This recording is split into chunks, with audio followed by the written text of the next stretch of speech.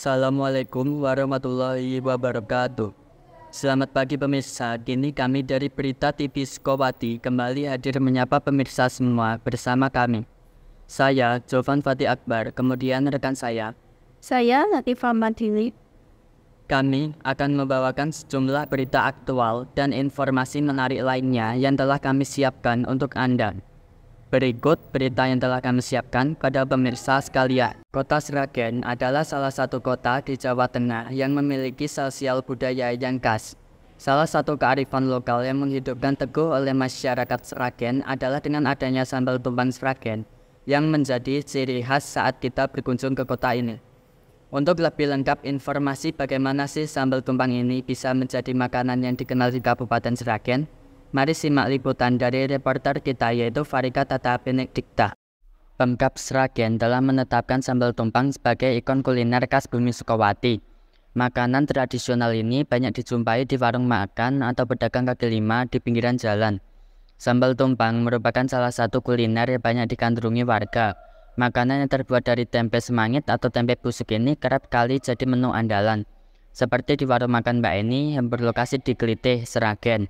Untuk informasi lebih lengkap mengenai sambal tumpang, pemirsa bisa menyimak informasi dari liputan TV Sukowati oleh reporter Farika Tata Benedikta.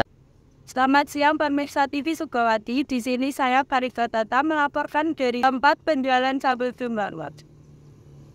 Sambal tumpang adalah makanan yang banyak diproduksi oleh masyarakat kota Sragen maupun luar kota Sragen. Untuk lebih lanjutnya, mari simak informasi dari narasumber berikut. Saya itu ya sambal tumpang kadang-kadang banyak yang bosoke tempenya itu loh. Ada yang enggak sedikit bosoke, banyak yang sehat tempenya. Terus kalau di daerah lain ada di tempat yang lain dicampuri kacang polong itu ada. Kacang untuk itu kayak untuk apa itu ada ada di daerah lain. Kalau daerah lain juga ada yang banyak tempe bosoke tapi warasnya sedikit, tempe warasnya itu sedikit, itu ada.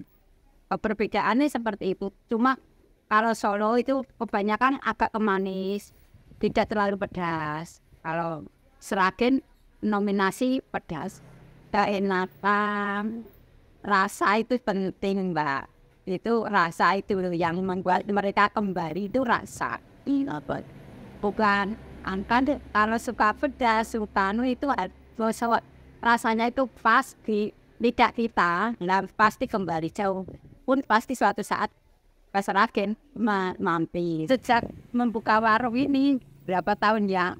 Enggak pasti, enggak tahu ya. Lamanya enggak dihitung.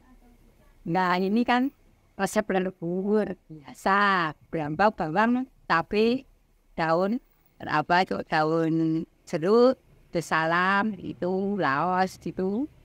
Nah, itu sangat kalau pelanggan ini kan masyarakat ya yang menilai. Kalau Sragen motifnya ke pedas. Nah itu motif orang Sragen sukanya pedas, enak. Ya sebenarnya resep semua bahan makanan sama, tapi yang menilai itu pembeli lah. Jualan seperti ini aja, apa jalan apa adanya saja, nggak usah berlebihan, nggak usah berlebihan, tidak biasa saja. Terima kasih kepada rekan Farika Tata Benedikta untuk liputan sambal tumpang yang menjadi makanan khas Sragen untuk bisa dinikmati jika pemirsa datang ke kota Sragen. Makanan ini juga bisa menjadi kuliner bagi pemirsa yang lebih teragari. Kemudian mari kita simak berita selanjutnya. Beralih ke berita selanjutnya, situs Sangiran adalah salah satu situs manusia purba yang ada di Indonesia. Situs Sangiran terletak di dua wilayah kabupaten yang ada di Provinsi Jawa Tengah, yaitu Kabupaten Sragen dan Kabupaten Karanganyar, dengan luas 59,21 km persegi. Untuk lebih lengkap detail informasi yang akan disampaikan oleh reporter kami, yaitu Alfian Jevanta. Merupakan museum yang selain menjadi objek wisata yang menarik, juga merupakan area penelitian tentang kehidupan prasejarah terlengkap di Asia, bahkan di dunia.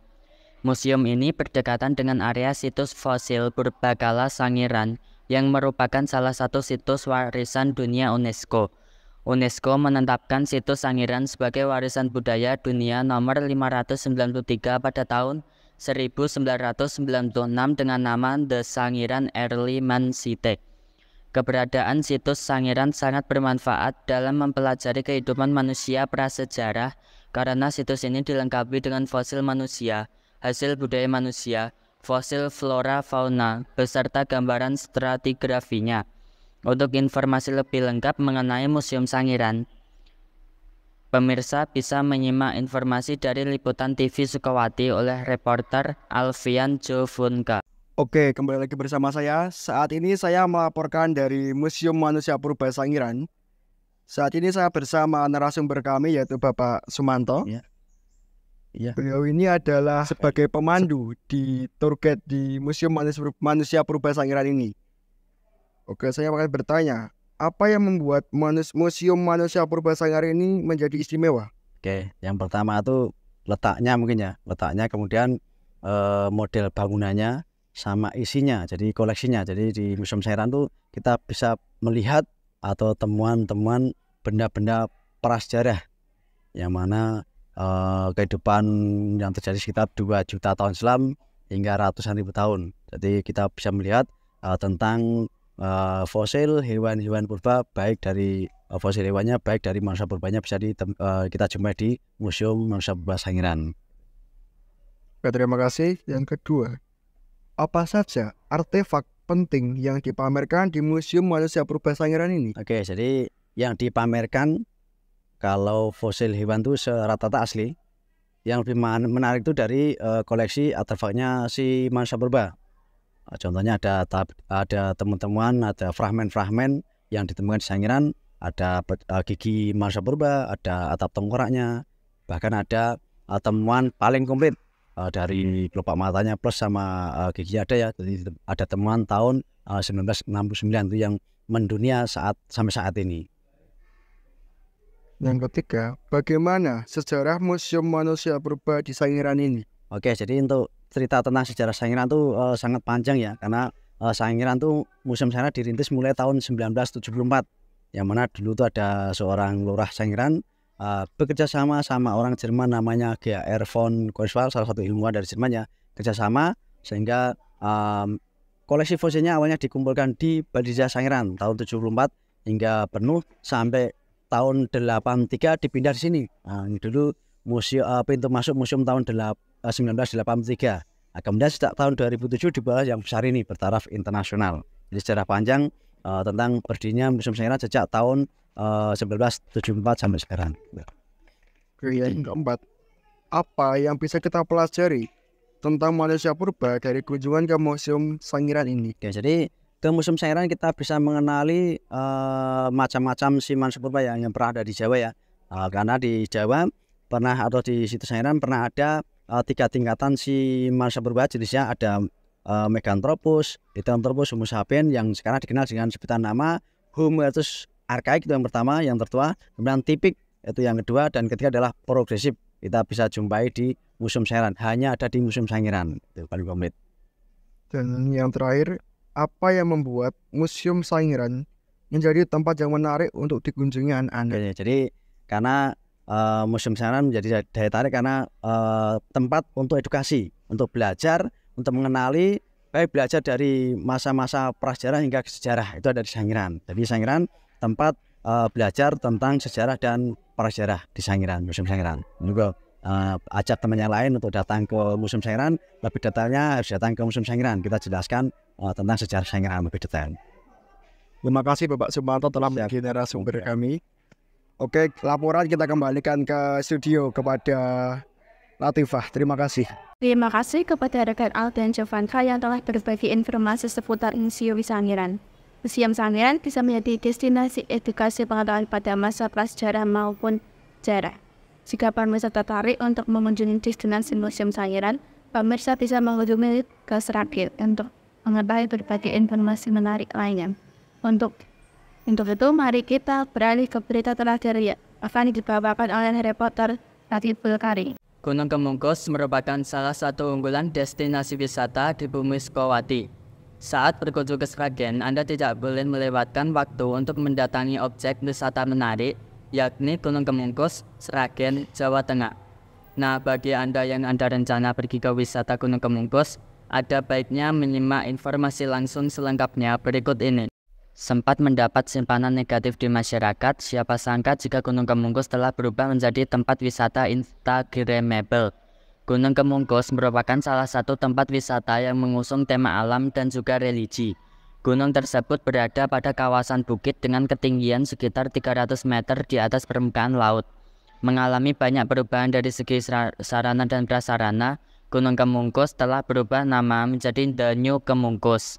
Untuk informasi lebih lengkap mengenai Gunung Kemungkus, pemirsa bisa menyimak informasi dari Liputan TV Sukawati oleh reporter Ragibul Karim. Dan saya Ragibul Karim melaporkan informasi terkait Gunung Kemungkus yang merupakan salah satu tempat wisata yang mengusung tema alam dan religi, serta bagaimana kegiatannya, pengaruh maupun pandangan masyarakat terhadap Gunung Kemungkus.